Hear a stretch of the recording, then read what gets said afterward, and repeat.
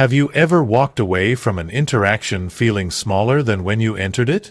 That sensation of being diminished, overlooked, or dismissed isn't just uncomfortable, it's a warning sign.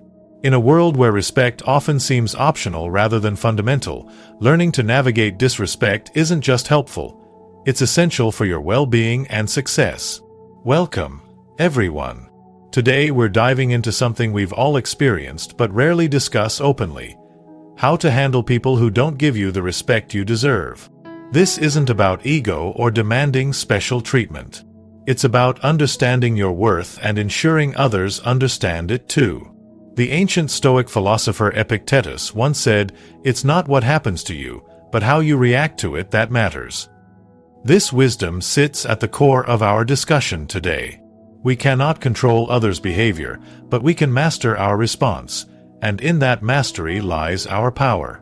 Whether you're dealing with a dismissive colleague, a critical family member, or a partner who takes you for granted, the principles we'll explore today will transform how you navigate these challenging relationships.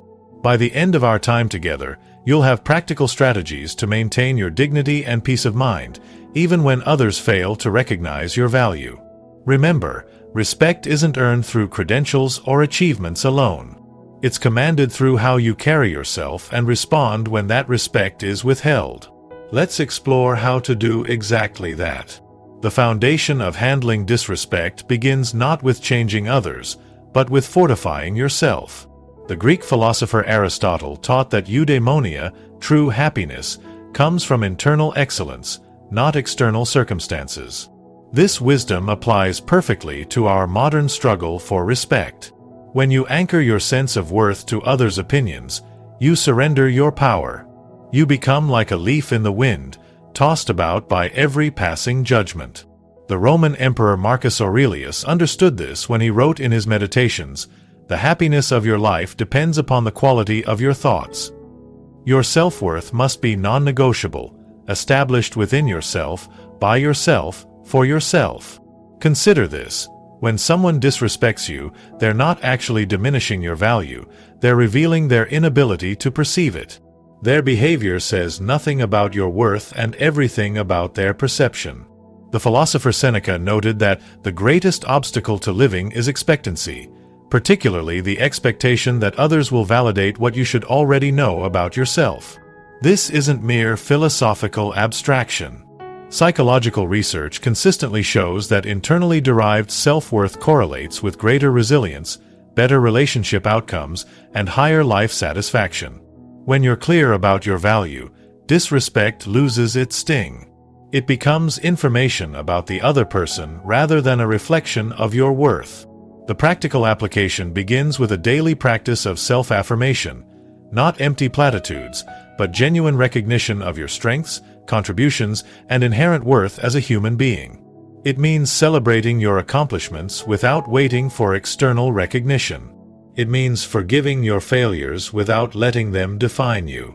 And most importantly, it means recognizing the difference between genuine constructive criticism, which respects your capacity for growth, and devaluing disrespect, which denies your fundamental worth. When you truly embody this principle, something remarkable happens. You stop needing respect from others because you already have it from yourself. This doesn't mean you tolerate mistreatment, quite the opposite. It means you respond to disrespect not from a place of wounded ego, but from centered strength. As Epictetus wisely noted, make the best use of what is in your power, and take the rest as it happens. Boundaries aren't walls built from fear, they're frameworks constructed from self-knowledge and self-respect. When we examine the wisdom of ancient philosophers, we find that the concept of personal boundaries has existed long before our modern terminology. Confucius taught that respect yourself and others will respect you, capturing the essence of how boundaries function in our relationships. Every time you establish a boundary, you make a profound statement: "This is how I require being treated." Boundaries aren't ultimatums or punishments. They're instruction manuals for those who wish to be in your life. They clarify your expectations and communicate your values. The Stoic philosopher Epictetus understood this when he advised, "Make it your business to draw the line between what is and is not in your control." The paradox of strong boundaries is that they don't distance you from others, they enable healthier connections. Without boundaries, relationships become unbalanced, with resentment growing where respect should flourish.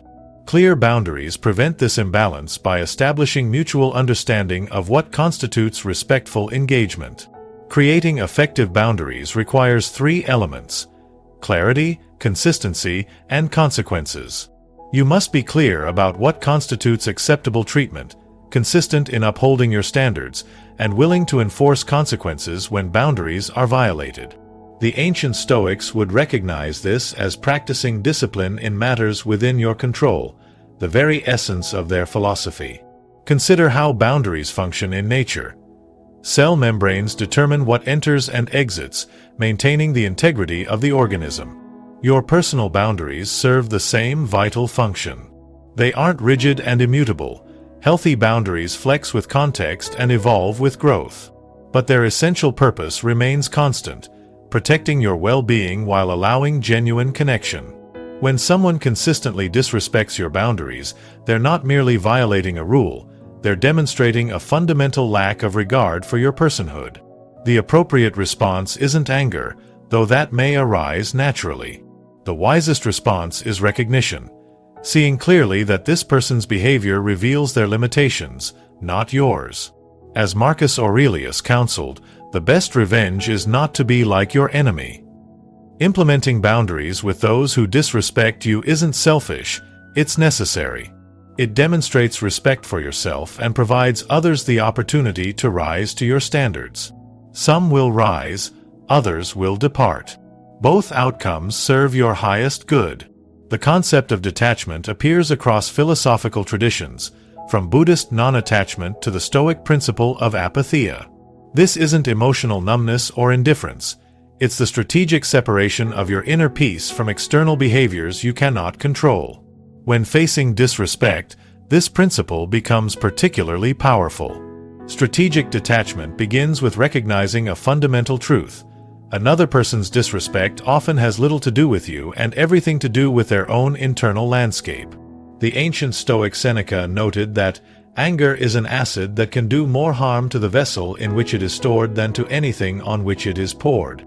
The same is true of disrespect. It corrodes its source more than its target.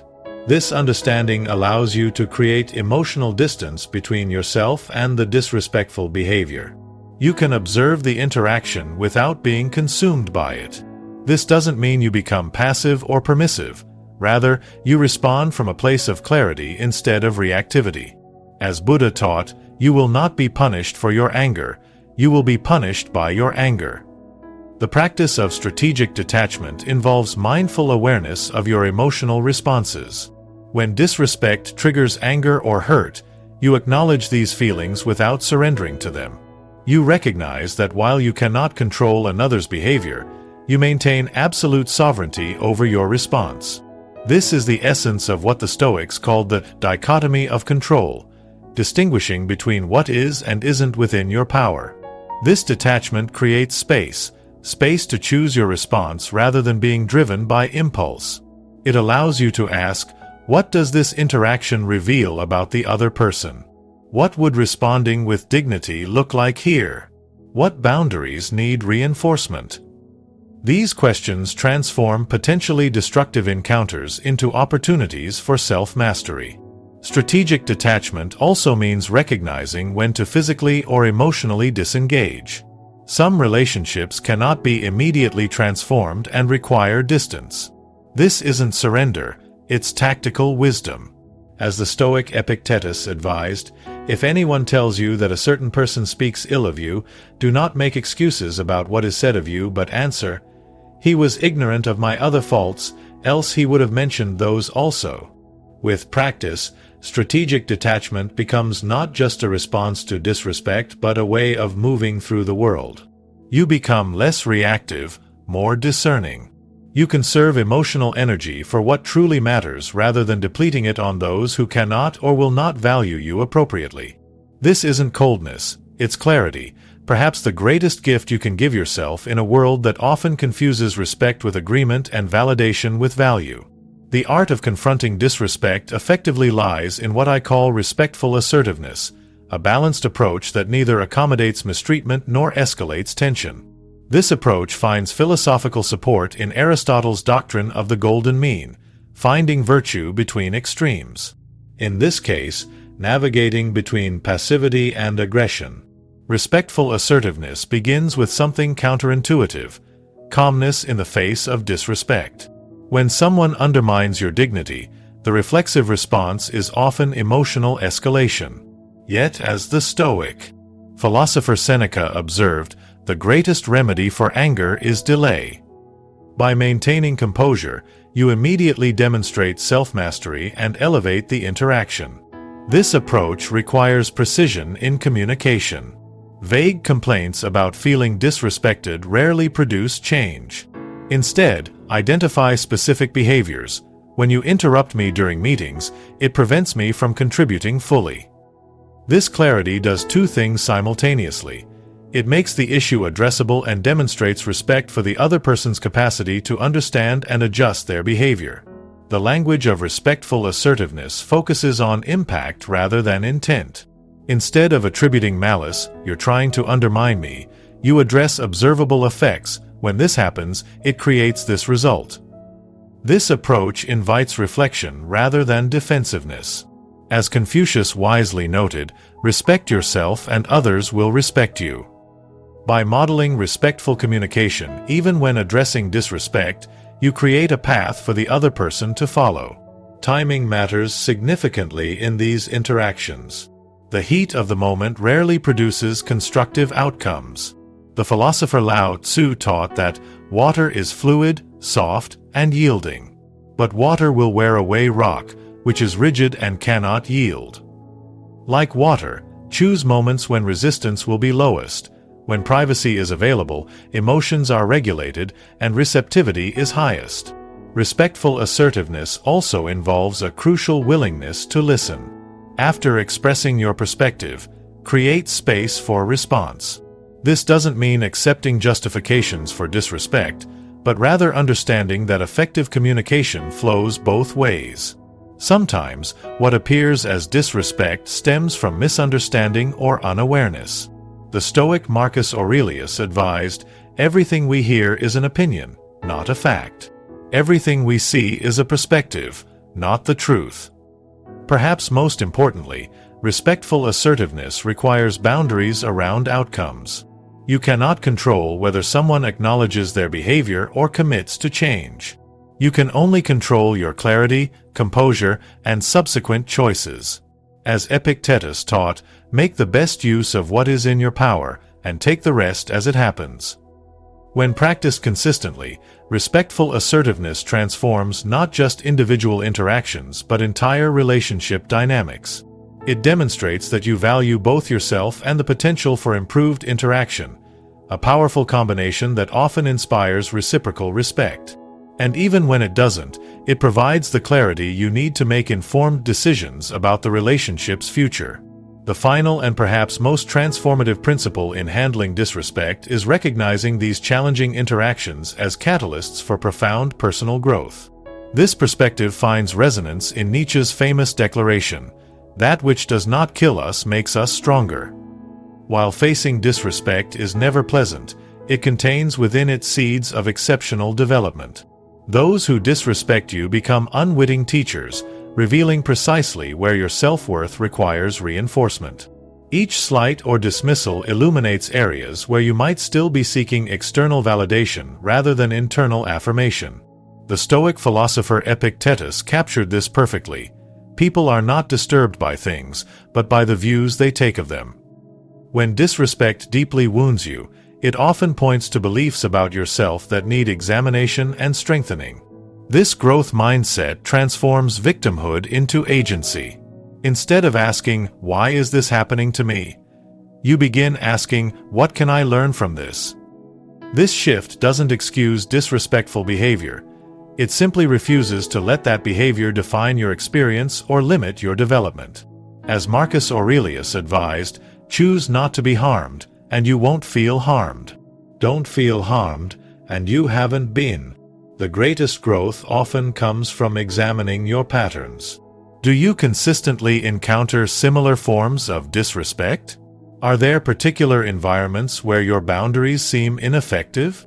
These patterns aren't coincidences, they're data, revealing where your relationship with yourself and others needs attention. The ancient Delphic maxim, "Know thyself," becomes particularly relevant here. Growing through adversity also means developing discernment, the wisdom to distinguish between constructive criticism delivered poorly and genuine disrespect. Not every uncomfortable interaction warrants defensive posturing. Sometimes, valuable feedback comes wrapped in challenging packaging. Aristotle noted that criticism is something we can avoid easily by saying nothing, doing nothing, and being nothing.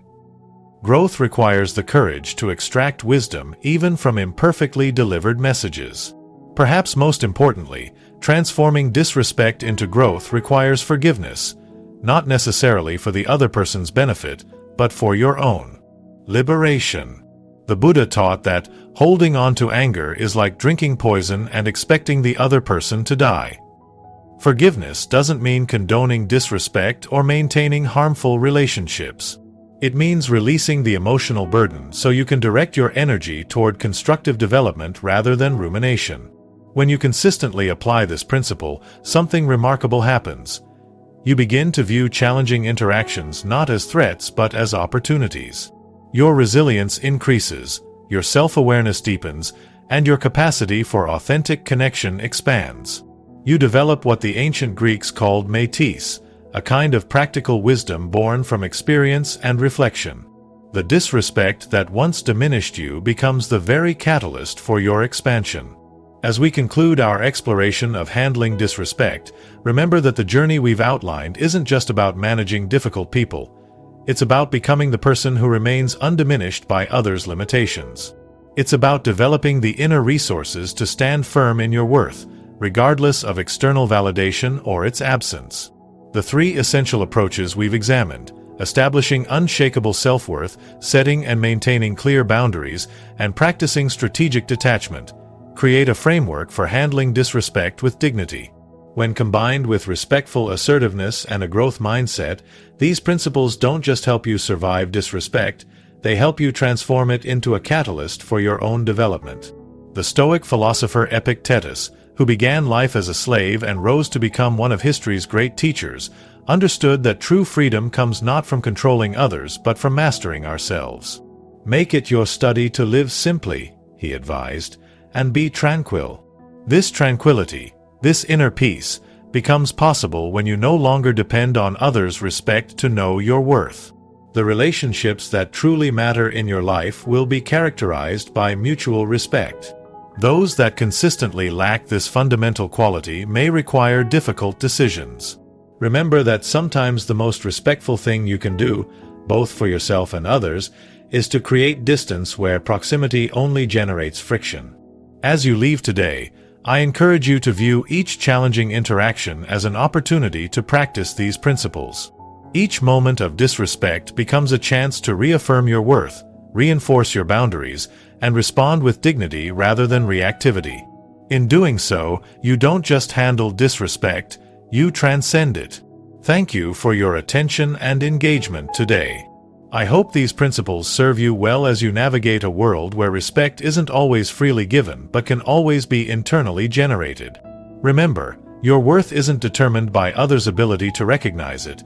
It's established by your commitment to honoring it yourself, first and always.